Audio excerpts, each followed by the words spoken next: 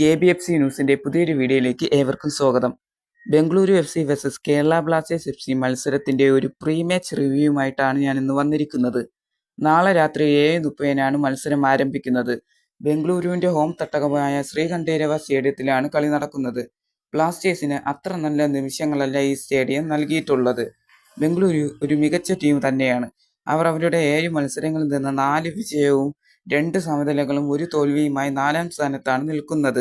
എന്നാൽ കേരള ബ്ലാസ്റ്റേഴ്സ് ആകട്ടെ 7 മത്സരങ്ങളിൽ നിന്ന് 6 തോൽവികളും 1 സമനിലയുമായി 13ാം സ്ഥാനത്തുമാണ്. ബ്ലാസ്റ്റേഴ്സിന് ഇതേവരെ ഒരു മത്സരം വിജയിക്കുവാൻ സാധിച്ചിട്ടില്ല. അതേപോലെ തന്നെ കേരള ബ്ലാസ്റ്റേഴ്സ് ലീഗിൽ ആകെ കൂടെ നേടിയിട്ടുള്ളത് 2 ഗോളുകൾ മാത്രമാണ്. ബംഗളൂരു കഴിഞ്ഞ മത്സരം ഗോവയെ 2-0 പരാജയപ്പെടുത്തിയാണ് വരുന്നത്. ബ്ലാസ്റ്റേഴ്സ് ആകട്ടെ 2-0 ഡൽഹിയോട് തോറ്റുകൊണ്ടാണ് വരുന്നത്. അവർ അവരുടെ പുതിയ കോച്ചായ പെപ്പ് മിന്നേഴ്സുമായിട്ടാണ് കളിക്കാൻ വരുന്നത്. Barcelona under-19, Barcelona reserve team, അതുപോലെ തന്നെ ചൈന ദേശീയ ടീമിന്റെ അസിസ്റ്റന്റ് കോച്ചായിട്ടുള്ള പ്രവർത്തിച്ചിട്ടുള്ള ആളാണ് പെപ്പ് മിന്നേഴ്സ്. ഷോർട്ട് പാസുകൾ കളിച്ചും പൊസിഷൻ കൈവരിച്ചുമായിരിക്കും ബംഗളൂരു കളിക്കുക. റയാൻ വില്യംസിനെ പോലുള്ള മികച്ച താരങ്ങൾ അവർക്കുണ്ട്. അതുപോലെ തന്നെ ഒരു അപകടകാരിയായ കളിക്കാരൻ തന്നെയാണ് അവരുടെ സ്ട്രൈക്കറായ ബ്രയാൻ സാഞ്ചസ്. 3 ഗോളുകൾ ഇതിനോടകം തന്നെ അദ്ദേഹം നേടിയിട്ടുണ്ട്. ബ്ലാസ്റ്റേഴ്സിനെ സംബന്ധിച്ചോളം ആഷ്ലി വെസ്റ്റ്വുഡിന്റെ 2ാമത്തെ മത്സരമാണിത്. തന്റെ മുൻ ക്ലബിനെതിരെയാണ് ആഷ്ലി വെസ്റ്റ്വുഡിന്റെ ഈ കളി നടക്കാൻ പോകുന്നത്.